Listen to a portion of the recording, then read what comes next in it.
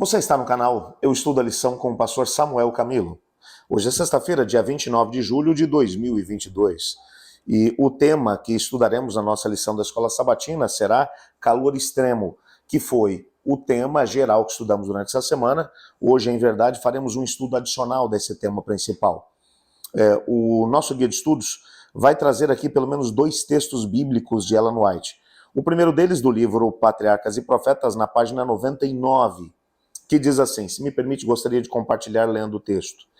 Deus sempre tem provado seu povo na fornalha da aflição. É no calor da fornalha que a escória se separa do verdadeiro ouro do caráter cristão. Jesus vigia e prova. Ele sabe o que é necessário para purificar o precioso metal, para que este possa refletir o brilho do seu amor. É por meio do sofrimento severo e decisivo que Deus disciplina seus servos. Ele vê que alguns têm capacidades que poderão ser empregados no avanço da sua obra e põe essas pessoas à prova. Em sua providência, ele as leva a posições que provem seu caráter, mostra-lhes suas debilidades e os ensina a buscar nele o apoio, pois ele é seu único auxílio. Esse texto, ele menciona que o Senhor Deus ele tem planos para os seus filhos. Planos. Nós devemos pensar que quando o Senhor Deus pensa no nosso planeta, desde que o pecado aqui entrou, desde que a rebelião se estabeleceu aqui, que ele tem trabalhado para tentar salvar a humanidade, para poder tentar resgatar a humanidade da condenação do pecado. Para isso, o método que ele resolveu utilizar foi ele alcançar o ser humano através da sua graça. O ser humano, conforme se liga com o Senhor Deus, utilizando o seu livre-arbítrio e decidindo colocar-se nas mãos do Senhor, ele passa por um processo de transformação, tornando-se de novo a semelhança de Deus, porque o grande problema do pecado é que o pecado ele tenta apagar a imagem de Deus do ser humano. Então, o que é que o Senhor Deus faz no processo de salvação? Ele vai nos transformando, momento após momento, a imagem de Deus. O pecado nos transforma cada vez mais parecidos com o inimigo de Deus. Nos tornamos egoístas, arrogantes, jactanciosos, enfim. O fruto da carne vai aparecer em nós. O fruto do Espírito, por sua vez, nos aproxima cada vez mais da semelhança de Deus. É claro que para que esse processo de semelhança possa ser evidenciado, muitas das coisas que estão arraigadas dentro da nossa natureza precisam ser purgadas de nós. E, às vezes, em tempos de paz e tranquilidade, nós temos dificuldade de vivenciar essa experiência de ser purgados, purificados de nós mesmos. Às vezes, alguns desses elementos, desses traços de caráter que se encontram dentro de nós, eles estão tão arraigados, tão alicerçados dentro de nós, que poderiam até mesmo impedir que o Senhor Deus nos utilizasse dentro do contexto da sua obra. Poderiam impedir que o grande propósito do Senhor Deus fosse uma realidade da nossa vida.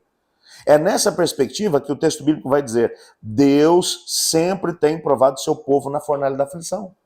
E provado por quê? Outra parte do texto que merece ser aqui destacada, ele vê que alguns têm capacidades que poderão ser empregadas no avanço da sua obra. E põe essas pessoas à prova. Por que ele as põe à prova? Um exemplo clássico disso é o José. No próprio livro Patriarcas e Profetas, o texto é mencionado que José era um filho mimado na casa do seu pai Jacó. Jacó estragou José. Para que José se colocasse numa posição onde ele conseguiria ser aquilo que Deus sonhou que ele fosse, ele precisava ser purgado, purificado. Para que isso acontecesse, ele precisou passar por uma experiência. Não é que Deus o colocou naquela situação, mas Deus permitiu que ele passasse por ela. Foi vendido pelos irmãos, tornou-se escravo na casa do Potifar, prisioneiro dentro da cadeia. E esse processo foi purgando, foi purificando o José para que ele pudesse se tornar o vizir do Egito. A segunda pessoa mais importante do mundo naquela altura. Ele mesmo reconheceu, quando vai conversar com os irmãos, que toda aquela situação foi permitida pelo próprio Deus para que ele pudesse se tornar na pessoa em que ele era, para poder salvar o povo de Deus. É isso que Ellen White está aqui dizendo. O segundo texto, que é do Testemunhos para a Igreja, volume 5, na página 316, ela diz assim: se na providência de Deus somos chamados a suportar provações, aceitemos a cruz e bebamos o cálice amargo, lembrando-nos de que é a mão de um Pai que o traz aos nossos lábios. Confiamos nele, tanto nas trevas quanto na luz. Esse texto me fez lembrar de algumas coisas. Eu me lembro, por exemplo, que quando eu ainda era muito pequeno, ali entre os 6 e os 8 anos de idade, por causa de uma série de problemas de saúde que eu tinha, com vários processos inflamatórios na região da garganta, eu tinha que tomar muitas medicações. E havia um remédio especial, que eu nem me lembro o nome dele, mas ele era muito, mas muito amargo. E havia momentos em que meu pai e minha mãe tinham que ser firmes comigo para que eu pudesse tomar. Eu me lembro de uma ocasião em que eu já estava cansado daquilo, mas eu estava com febre, e a minha febre subia muito na época da infância, e eu disse para meu pai, eu não vou tomar esse remédio. Meu pai, um homem muito firme, sentou do meu lado e disse, eu vou te ajudar. E o meu pai pegou o copinho com o remédio e colocou na minha boca e me ajudou no processo para que eu pudesse tomar aquele remédio. O remédio continuava amargo, mas o fato de saber que meu pai, que me amava, estava junto comigo e colocando o cálice com aquele medicamento na minha boca, fez com que ele não se tornasse tão amargo assim. Eu sabia que era para o meu bem, que meu pai não me daria nada que não fosse para o meu bem.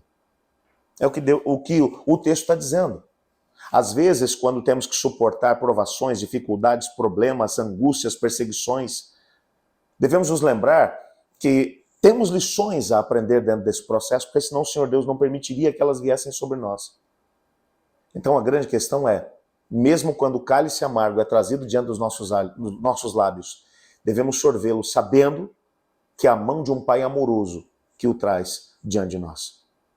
Eu mencionei isso durante o estudo dessa semana, mas eu gostaria de reafirmar aqui a mesma situação. Durante o meu ministério, durante a minha vida, os maiores problemas, as maiores provações que eu enfrentei me ensinaram as maiores lições da minha vida. A grande questão é tentar perguntar a nós mesmos se nós temos aprendido com as provas que têm vindo diante de nós, ou se teremos que passar por muito mais provações antes de podermos aprender aquilo que o Senhor tem para a gente. O que eu tenho aprendido no decorrer da vida é que cada provação que se apresenta, a primeira oração que eu faço é, Senhor, me ajude a aprender o que eu preciso. Porque quanto mais rápido eu aprender, mais rápido passa a prova. Eu queria que você se unisse a mim nesse momento, pedindo ao Senhor para que te ajudasse a viver essa experiência de fé. Obrigado, Senhor, porque em Tua palavra descobrimos que não existem provações que venham sobre nós, que não tenhamos a força necessária para vencer. Mas, ao mesmo tempo, a Tua companhia, o Teu cuidado e o Teu processo transformador através do Espírito Santo agindo em nós. Ajuda-nos a aprender as lições que precisamos, pois é em nome de Jesus que oramos. Amém. Eu estudo a lição. E você?